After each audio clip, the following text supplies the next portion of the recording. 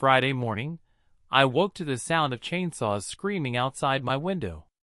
My entire Christmas tree farm, 2,000 mature Fraser firs worth $23,000, was being harvested and sold by thieves in broad daylight.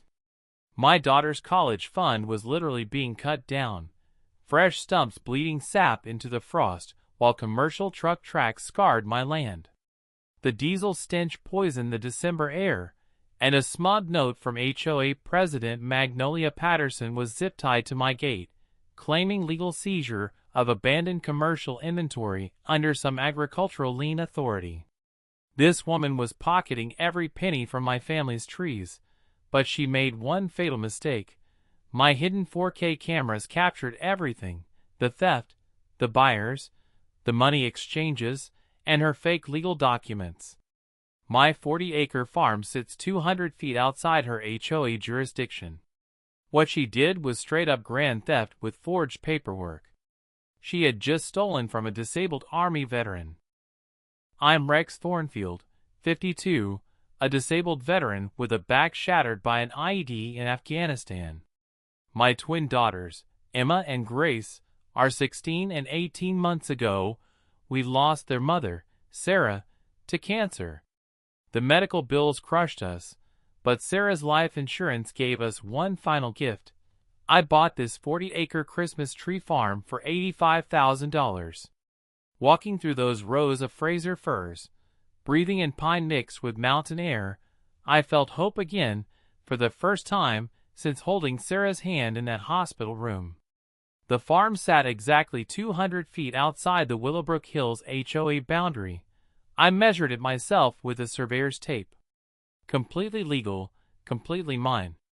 Then I met Magnolia Patterson. She rolled up in her white Range Rover like she owned the place. Perfectly coiffed blonde hair, tennis outfit that probably cost more than my truck payment, and that fake smile that never reached her eyes. She wasn't just a busybody neighbor. She was running a full-scale Christmas tree racket with a brilliant criminal twist. Every October she took pre-orders from over a dozen upscale neighborhoods, 400-plus families paying $120 to $180 per tree, thinking they were getting premium locally sourced Fraser firs from Patterson Farms. She collected $90,000 in deposits annually, with another $90,000 due on delivery. Her model was borderline genius if you ignored the fraud. Sourced trees from desperate farmers, marked them up 400%, and delivered to wealthy suburbanites, who never questioned anything as long as the trees looked premium. But her real criminal stroke of genius came when farmers refused to sell. She developed a debt collection scheme to simply take what she wanted. She'd lost 2 supplier farms to development in 2024, and was panicking about fulfilling $180,000 worth of orders. She'd already spent most of the deposits and desperately needed inventory to avoid fraud charges. The day after I signed the deed, she appeared at my gate like a perfectly manicured vulture. "Rex, honey," she purred, her floral perfume drowning out the natural pine scent. "I'd like to propose a partnership. I handle all the premium sales around here. Established clientele, proven systems. You cut, I sell, we split 60/40ths. I politely declined, saying I planned to sell direct to families and keep things simple and honest. That's when the mask slipped. "You have no idea how Christmas trees work around here," she snapped, her sugar-sweet tone turning colder than a January morning. "I've got contracts to fulfill and customers who expect quality. I hope you don't make this difficult for yourself." As she drove away, I caught her photographing my best trees with a professional camera and reviewing what looked like legal documents, taking notes about my property. My daughters were over the moon about the farm. Emma was already planning profit margins and customer databases. Grace wanted to set up a hot chocolate stand and play Christmas music. Watching them excited about something for the first time since their mom died was worth more than money. The math was tight but workable. I needed $25,000 for their college applications by spring. At $40 per tree direct to families, I could clear that easily and still have emergency funds. Local families were thrilled about an authentic tree farm experience. No more highway robbery at big box stores. But Magnolia wasn't giving up. Over the next 2 weeks, I spotted her conducting surveillance, asking neighbors about my finances and property ownership. She started posting in neighborhood groups about abandoned commercial property and failed agricultural ventures with outstanding liens. What I didn't realize was that she was already building a legal framework to steal my trees.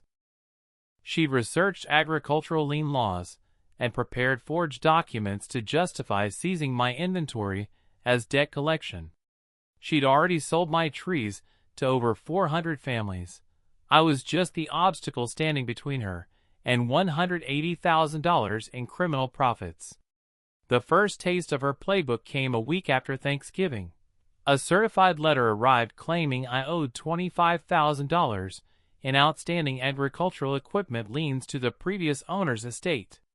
The letterhead looked official: Millbrook County Agricultural Debt Recovery, fancy logos, legal jargon. My first instinct was panic, but Army training kicked in: verify intel before acting. I drove to the courthouse basement and spent 3 hours digging through deed books. The previous owner died with no estate, no liens, no debts. The letter was pure fiction. Even better, Magnolia had tried variations of this scam on 3 other local farmers in the past 2 years. 2 had paid money they didn't owe. 1 had sold his property to settle fabricated liens. While I was playing courthouse detective, she launched Phase 2, filing a complaint with county code enforcement claiming my farm was abandoned commercial property operating without permits under outstanding liens. Her evidence? Photos taken during the one weekend I'd driven the girls to visit their aunt in Richmond. The code enforcement officer showed up confused, staring at my well-maintained trees and freshly painted barn. I handed over my clear deed, agricultural permit, business registration, and tax records, everything spotless. He apologized for wasting my time and suggested I contact a lawyer about someone using fraudulent claims against my property. That's when Emma made a crucial discovery. She was doing homework at the local coffee shop when Magnolia walked in, talking loudly on her phone while spreading official-looking documents across the table. Yes, I can guarantee delivery of 200 premium Fraser firs by December 15th. Patterson Farms has legally acquired the finest trees in 3 counties through agricultural debt recovery. That's $24,000 for the whole lot, and I have the seizure documentation. Emma texted me immediately. Dad, the HOA lady is selling trees and showing people legal papers that say she owns our farm somehow. This is really scary. That text hit like ice water. Magnolia wasn't just harassing me. She was building a complete legal fiction to justify grand theft, making it look legitimate to buyers. I dove into her social media and found her advertising legally acquired premium Christmas trees from Patterson Farms debt recovery operations. Across platforms, over 400 individual orders plus wholesale contracts. She was telling pre-order customers their trees needed extra growing time for premium quality, convincing them to wait until December while she figured out how to steal my inventory. The paperwork she showed buyers was masterful forgery, fake seizure orders, fraudulent debt authorizations, forged ownership transfers, all designed to disguise theft as legitimate business. I cross-referenced Patterson Farms in the state business registry. She'd registered it 3 weeks after I bought my property and immediately filed fake lien claims using forged creditor documents. I printed everything: screenshots, copies of fake papers, photos of her surveillance. Confused customers began calling me directly, families who'd paid deposits to Patterson Farms and been told their trees were coming from legally acquired agricultural inventory. One father said, "Magnolia showed us court documents proving she owns your trees through debt collection." By week 3, pressure was mounting on her. $90,000 in deposits spent, $180,000 in obligations, and a growing paper trail of fraud. A smart criminal would have cut losses, but she was too deep. December hit, and her desperation shifted into overdrive. My tree netting supplier called. "Sorry, Rex, we're suspending your account. Your business partner reported payment disputes." I had no business partner. She called claiming to be my operations manager, using my account numbers. My supply chain collapsed. Chainsaw reservations canceled, transport contracts backed out, insurance agent raising concerns about irregularities reported by a local business associate. She convinced her pre-order customers I was her subcontractor, the grunt who cut trees for prestigious Patterson farms. Families called demanding I honor pricing they'd negotiated with her. Emma spotted her at the library with a portable printer, manufacturing fake partnership agreements between Patterson Farms and my farm, complete with forged signatures and corporate seals. I got strategic. I built a simple website explaining authentic farm direct sales versus commercial markup schemes, posted photos of my real trees, permits, and daughters helping with harvest prep. 50 families committed to buying direct from me, lower prices, authentic experience, kids picking their own trees while sipping Emma's hot chocolate, the recipe Sarah used to make. For the first time since the funeral, Christmas felt possible again. Magnolia responded like a cornered animal. Rumors that my trees were diseased, that I was an unstable veteran with anger issues, that buying from me violated imaginary HOA regulations. Petty theft began. My chainsaw vanished from the locked barn, then netting supplies, measuring equipment. Nothing valuable enough for police reports, but perfectly timed to disrupt harvest. I started sleeping in the farm trailer some nights. The breaking point came when I caught her red-handed in the back section, measuring and cataloging my best trees like she was conducting an inventory audit, marking GPS coordinates. When our eyes met, she just smiled that poisonous smile, waved, and drove away with casual confidence. That night I called Tommy Caldwell, a Christmas tree farmer who'd survived similar harassment. "You need hidden professional cameras," he said. He recommended Jake Morrison, a PI specializing in agricultural crime. For $500, Jake dug into her background. Magnolia wasn't just an entitled HOA president. She was a serial agricultural fraudster running a 4-year criminal enterprise across 3 counties, specializing in fake debt schemes. Bank records showed $800,000 in fraudulent collections. 6 family farms in Georgia destroyed by the same playbook. Jake warned this was heading towards something catastrophic and recommended bulletproof surveillance.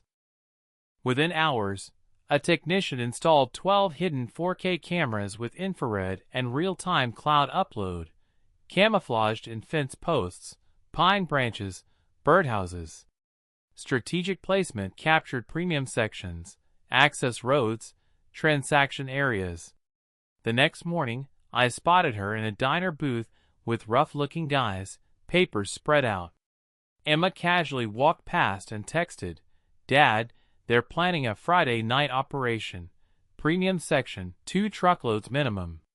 Bruce has photos of our farm and a seizure authorization order." I tracked down Pete's Christmas tree lot. The owner admitted getting standing orders from Patterson Farms for debt recovery inventory. With proper legal documentation, 500 premium Fraser firs that weekend. She showed photocopies of seizure orders that looked authentic. Emma found a private Facebook group, Patterson Farms Legal Recovery Operations, with 347 members. Magnolia was coordinating deliveries, showing forged documents, promising court-authorized trees.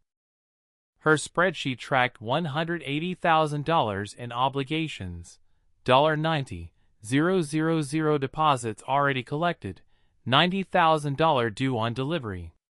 She had to steal my trees or face federal fraud charges. I called Detective Walsh.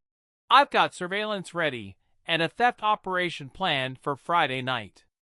Walsh arrived the next morning with files that shattered everything. Magnolia was running the most sophisticated agricultural fraud ring they'd investigated. 43 family farms destroyed across 3 states over 4 years. Fake debts, forged liens, crop theft disguised as recovery. She wasn't alone. Her husband Bruce provided equipment. A corrupt inspector created fake violations. A crooked lawyer manufactured paperwork. They'd been investigating 8 months, but previous victims discovered crimes after assets were gone and evidence destroyed. My cameras were their first chance to catch felonies in real time. She handed me a pre-signed federal search warrant. We're not just catching a tree thief. We're dismantling an organization that destroyed dozens of families. Everything depends on Friday night's video. The farm became a law enforcement staging ground.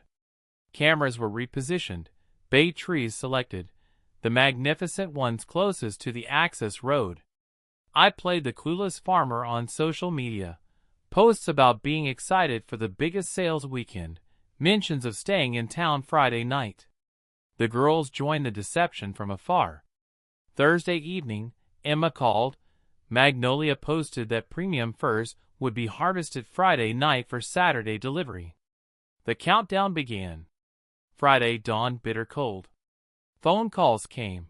A news station wanting a live segment about my heartwarming farm. Walsh warning of an emergency injunction filed to stop sales at midnight. Magnolia announcing the harvest as emergency agricultural protocols. She moved the operation to 10 p.m., compressing our window. I sent the girls to their aunt in Richmond. At 4 p.m., Bruce Patterson rolled up with 2 men claiming emergency tree removal for diseased trees posing public safety hazards. Fake orders signed by the corrupt inspector. I told him to get off my property. Every word was being recorded. Sunset brought final briefing. At 7 p.m. a fake call from State Agriculture probed if I was home. At 9 p.m., 3 vehicles approached silently. Professional equipment truck, flatbed, security chase vehicle. 6 figures in tactical black deployed with night vision, headsets, expensive chainsaws. Through green-tinted feeds I watched Bruce directing, Magnolia clutching cash envelopes. At 9:15, the first chainsaw screamed. Each fallen tree was $150 ripped from my daughter's future, but Walsh held the team back. We need the complete transaction, loading, transport, cash exchange. At 9:30 Pete's truck arrived. At 9:45 Pete and Magnolia shook hands over $20,000 worth of stolen trees. Walsh gave the order. Go, go, go! Federal agents execute arrest warrants. Officers emerged from darkness. Chaos erupted. Chainsaws died, engines revved, cash scattered. Magnolia screamed it was a mistake, pointing at forged documents. Walsh held up her folder. You mean these forged documents? We've been watching your network for 8 months. Magnolia's final mistake. This broken-down veteran doesn't deserve to own anything. He's too stupid and weak. Silence fell. Walsh replied coldly, You just sealed your own fate. Media arrived. Channel 7 Sarah Collin reporting live on a major agricultural crime bust. The irony was delicious. Magnolia tried to weaponize media against me. Now it broadcast her downfall. Magnolia received 3 years federal prison, $200,000 restitution, 5 years probation. Bruce got 18 months for conspiracy. The network fell in coordinated raids. I recovered $74,000 from frozen accounts. Combined with record Christmas Eve sales, the girls' college fund was secure.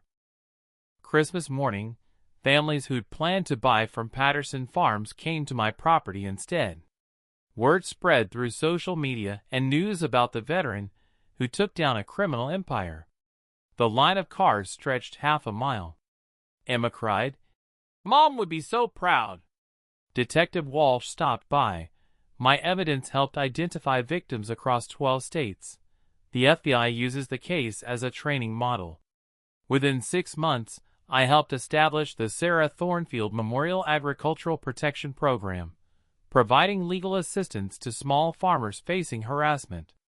It has already helped 15 families. My daughters deferred college a year to expand the farm.